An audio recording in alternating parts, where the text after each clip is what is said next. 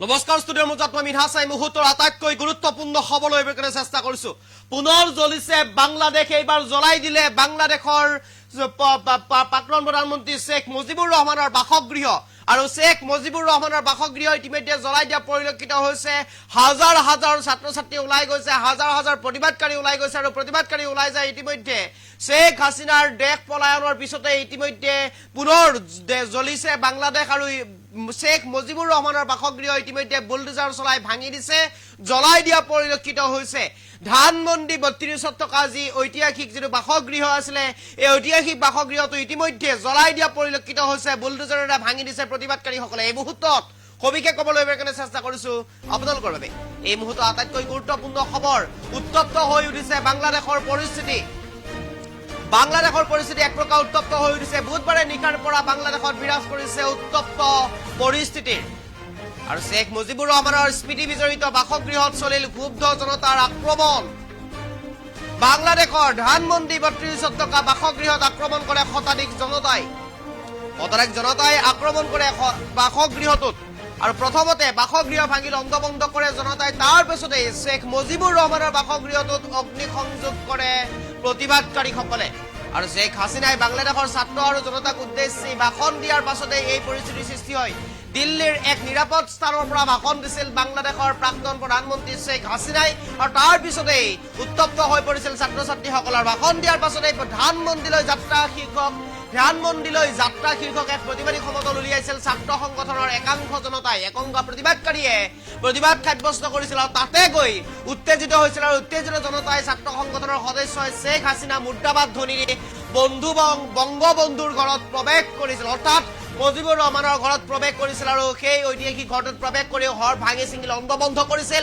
আৰু শেখ মুজিবুৰ ৰহমানৰ বাসগৃহত বুলডোজাৰ চলাই ভাঙি লণ্ডভণ্ড কৰাৰ লগতে জ্বলাই দিয়া পৰিলক্ষিত হৈছিল। এই মুহূৰ্তত সবিশেষ ক'বলৈ কাৰণে চেষ্টা কৰিছো। পুনৰ উত্তপ্ত হৈ পৰিছে বাংলাদেশ। এফালৰ পৰা ভাঙি গৈছে, এফালৰ পৰা শেখ মুজিবুৰ ৰহমানৰ বাসগৃহত এতিয়া আক্ৰমণ চলিছে। আৰু আক্ৰমণ চলাই এফালৰ পৰা ভাঙি গৈছে এতিয়া শেখ মুজিবুৰ ৰহমানৰ ইতিহাস বিজড়িত এই ঘৰটো। আৰু ইতিমধ্যে উত্তপ্ত হৈ পৰিছে। বুধবাৰে নিশাৰ পৰা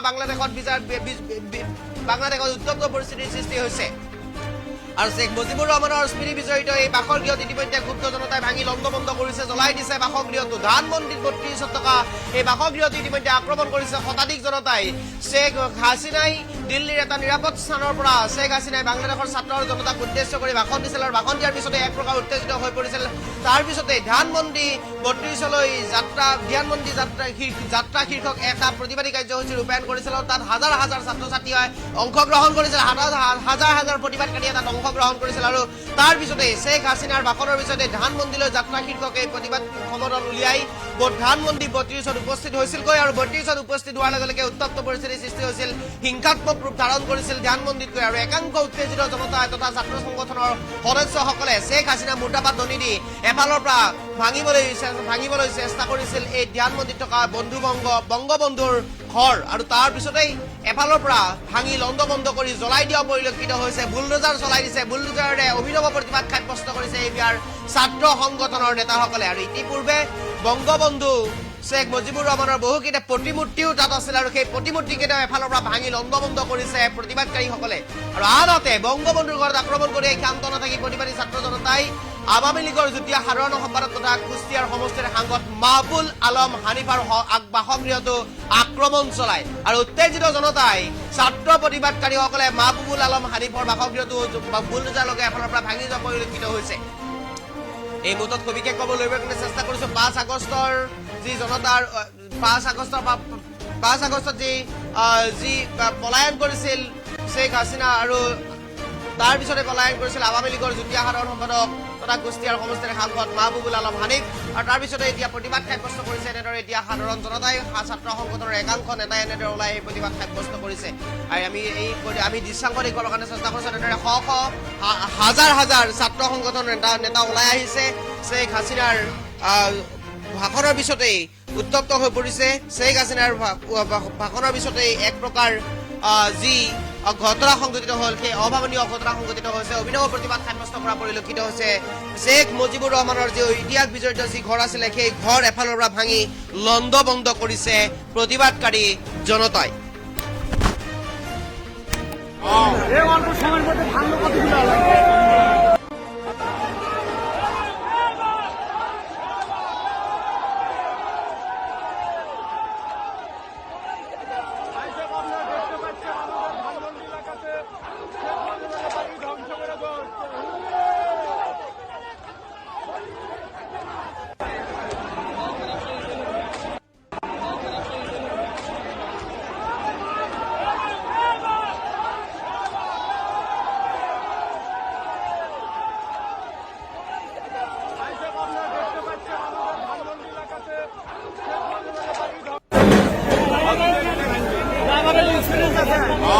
অল্প সময়ের মধ্যে ভাঙলো কতগুলো